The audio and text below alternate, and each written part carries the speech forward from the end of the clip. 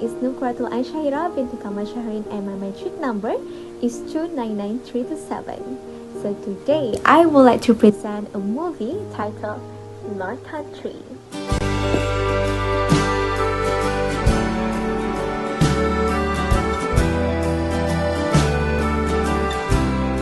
So the movie is based on a true story and it focuses on ethical issues that happen in the workplace.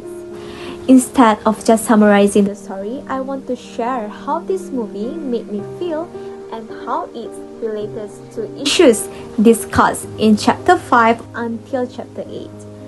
Through this presentation, I will talk about environment, privacy, discrimination, and sexual harassment, as well as the working environment shown in this movie.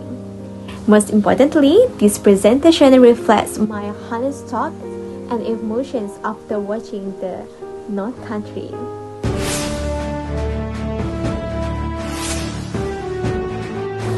North Country follows the life of Josie Ames, a woman who works in a male-dominated mining industry. From the beginning, the movie shows us that Josie is already entering an environment that does not welcome her.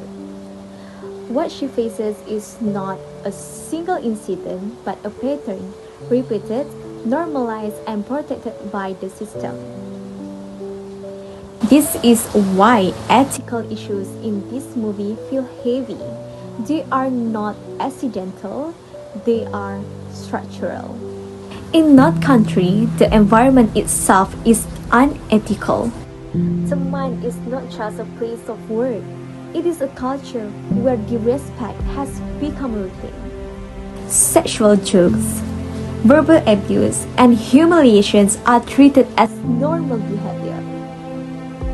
What made this environment disturbing to watch was how everyone seemed used to it. No one looked shocked, no one intervened, and slowly that environment trained people to stay silent. This movie taught me that an unethical environment does not require everyone to be bad. It only requires people to be quiet. When management ignores complaints, silence becomes policy. So let's move on to the chapter 6 of this movie. Chapter 6 discusses privacy, and this is where the movie becomes emotionally painful. Josie's body is commented on. Her personal history is exposed. Her dignity is constantly violated. Her private life becomes public discussions in the workplace. Watching this made me uncomfortable because privacy is not just about information. It is about boundaries. Once those boundaries are crossed, a person loses control over how they are seen.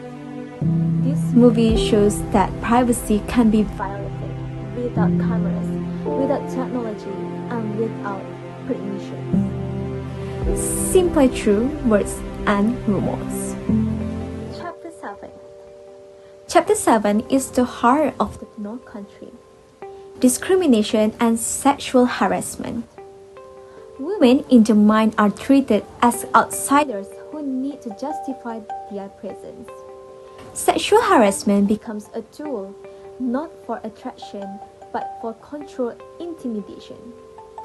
What hurt me emotionally was not only the harassment itself, but how the system reacts to it. Instead of questioning the perpetrators, people question Josie's behavior, her past, and her character. This is the victim blaming, but more importantly, is power protecting itself. Discrimination here is not loud, it is quiet, strategic, and socially accepted. This shows that discrimination is not only about unfair treatment, it is about protecting those in power. The system shifts the blame away from the harassers and places it on the victim. Watching this made me feel angry, but also deeply sad. Sad because speaking the truth turned Josie into the problem. Chapter 7 made me realize that sexual harassment continues not because people don't know it is wrong, but because confronting it threatens the comfort of those in power. Chapter 8 focuses on the working environment. And this movie clearly shows that safety is not only physical. The mind may follow safety regulations, but Josie is never emotionally safe. She faces fear every day. Fear of harassment, fear of isolation, fear of losing her job.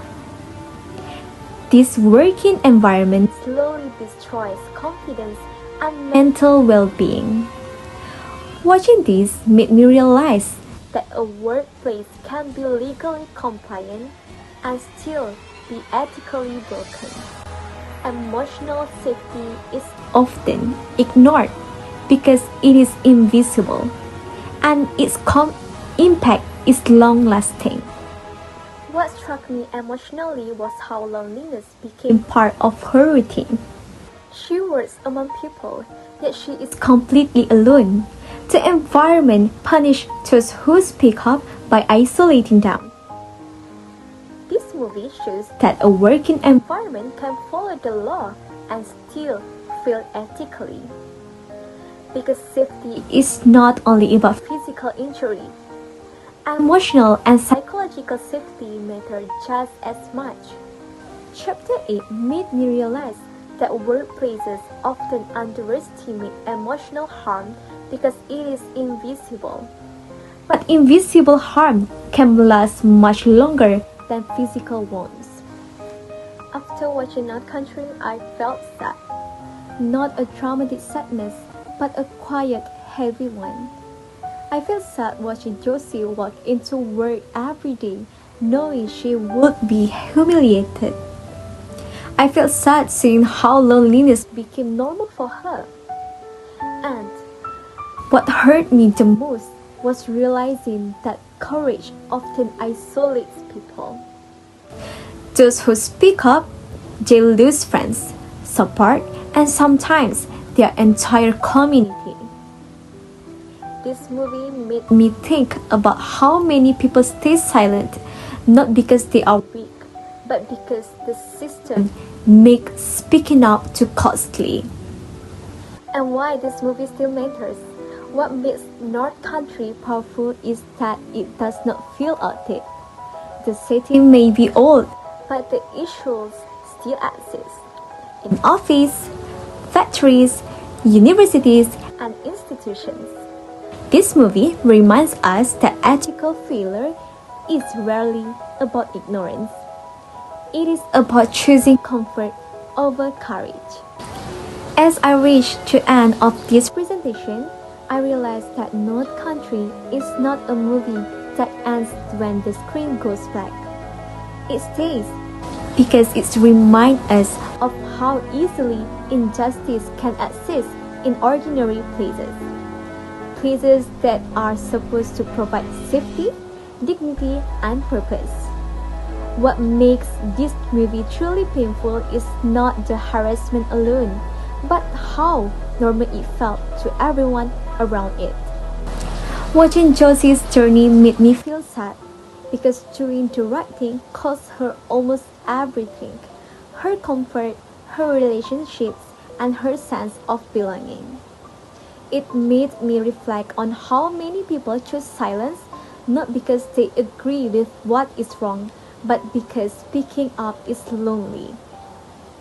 North Country teaches us that ethical issues are not abstract ideas from textbooks. They are alive experiences carried quietly by people who are expected to endure instead of resist.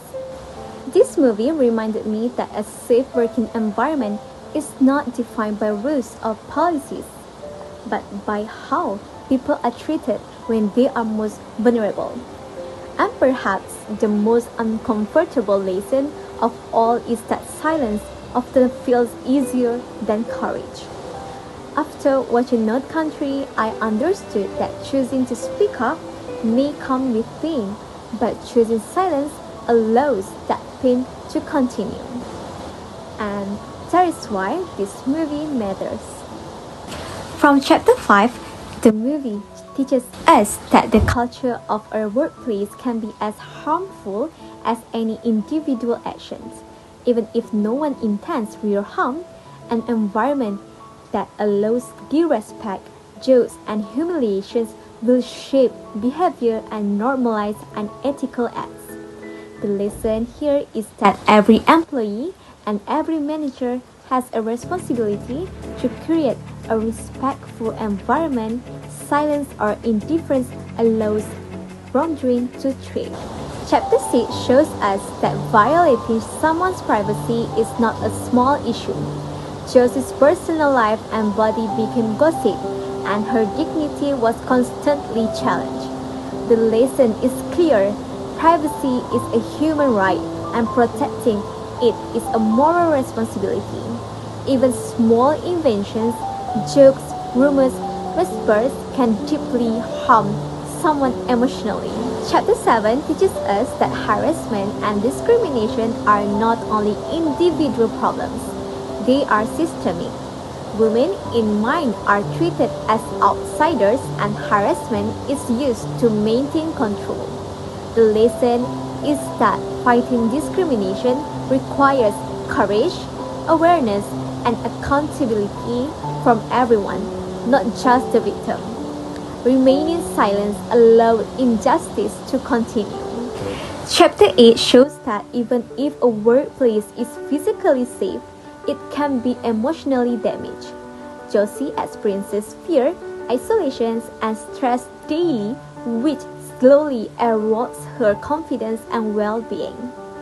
The lesson here is that organizations must care for emotional and psychological safety as much as physical safety. Policies are meaningless without a culture that protects and respects employees. Thank you for listening to my reflection on North Country. I hope this presentation has not only shared the story of Josie, but also the lessons we can learn from her courage, struggles, and the challenges she faced. Thank you for taking the time to reflect with me on issues like workplace environment, privacy, discriminations, and emotional safety. I hope we can all carry these lessons forward to speak up, to protect, and to create workplaces where respect and dignity are never optional. Thank you for listening, for reflecting, and for remembering that courage and integrity are what can truly change a workplace for the better.